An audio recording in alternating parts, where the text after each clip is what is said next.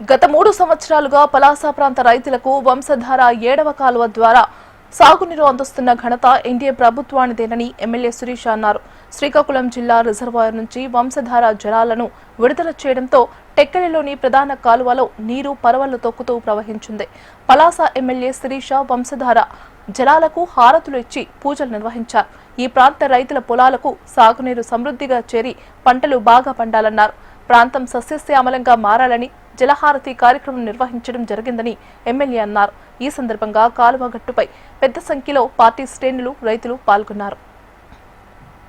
పలాస రైతుల ప్రతి చేనికి నీరందిస్తానన్న నా సంకల్పానికి తోడుగా నిలిచి 3 సంవత్సరాలుగా ఖచ్చితంగా వంశధార ఎడమ కాలువ నీటిని పలాసకి మేము అందిస్తూనే ఉన్నాం.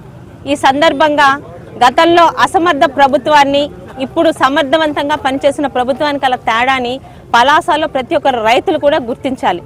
4 సంవత్సరాలుగా మంత్రి పదవి చేసి ఈరోజు ఇక్కడ అధికారం వెలగబెట్టిన నాటి మాజీ మంత్రి చీదిరి అప్పలరాజు గారు వంశధార నీటిని 4 సంవత్సరాల్లో ఒక్కసారి కూడా చుక్క నీటిని తీసుకురాలేకపోయారు. కారణాలు అనేకం చెప్పారు. టెక్కల్లోని ఎక్కడో లిఫ్ట్ ఇరిగేషన్ అచ్చెన్నాయుడు గారు కట్టారు కాబట్టి తీసుకురాలేదని మింగలేక మంగళవారం కబుర్లు కూడా చెప్పారు. కానీ ఈరోజు 2024లో మీ అందరి సహకారంతో మీ అందరి నమ్మకంతో ఈరోజు శాసనసభ్యురాలుగా ప్రమాణ స్వీకారం చేసిన వారం రోజుల్లోనే ఇదే అధికారుల సహకారంతో 2024లో వంశధార నీటిని తీసుకొచ్చాం, 2025 తీసుకొచ్చాం.